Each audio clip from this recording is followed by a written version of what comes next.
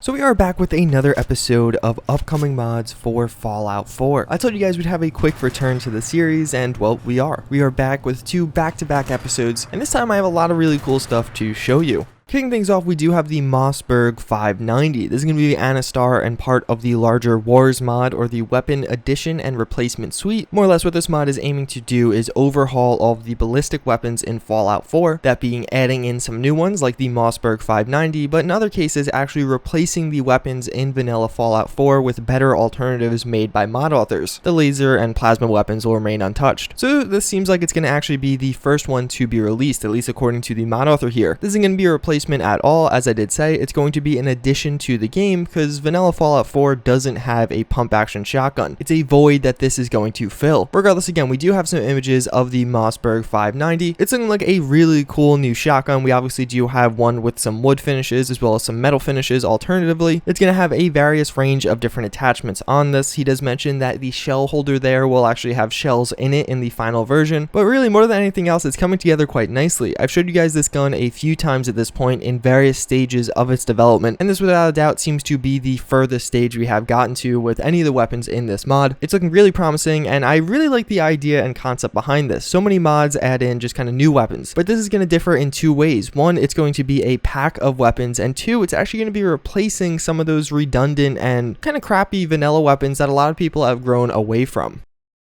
So then we do have the environmental armor. This is going to be a new mod by Ki On Nohi. I'm not sure if I'm pronouncing that right, even though he gives guidelines on how to pronounce it. What this is going to be is a recreation of an armor from Fallout Tactics and creating that back into Fallout 4. It looks pretty cool. More or less, it is kind of a radiation suit or something very similar to it. In Fallout Tactics, it was meant to be used in heavily contaminated environments and protect against different biological threats, that being radiation, but of course other things that could be floating around in the air also. It's looking really cool. I really like the vibe this armor gives off. It seems like something that is noticeably more protective than a traditional radiation suit. This looks like an actual piece or set of armor compared to the traditional radiation suit where if you got shot in that thing, I think you'd be pretty screwed. In addition, I really like the look of the mask on this one. It has more of a cool look rather than kind of a scientist-y look. Maybe you guys would prefer the scientist look, but I think this is something you could see more on people in the wasteland. After all, if a bunch of bombs dropped, wouldn't you want to have physical protection in armor, but at the same time protection from any toxic agents going on as well? I think the in-game pictures really show this armor is going to be a great mod to use, obviously having both female and male versions. He also does mention that it's going to be ready for release later this week, so definitely looking forward to that.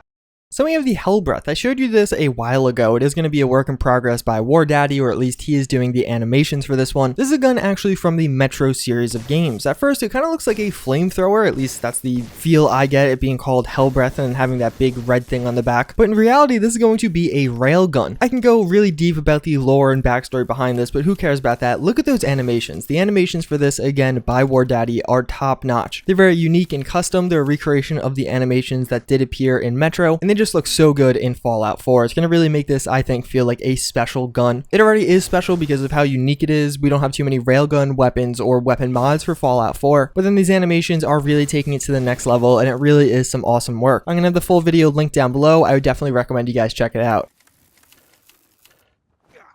So we have the G36C by FX0X01. This, of course, being a really big weapon. These guys have made a ton of great weapons over the past few months. The Krebs, the AK-74M, the AUG. And this is definitely going to be one that I feel like is a little bit different. They've been focusing more on ARs and AKs, I feel like, over the past few weeks. But this one definitely has a pretty different vibe, almost a more futuristic vibe. The G36 is probably something you've experienced in other video games. Of course, we only have this one image right now, but I imagine we're going to have some more coming in the future.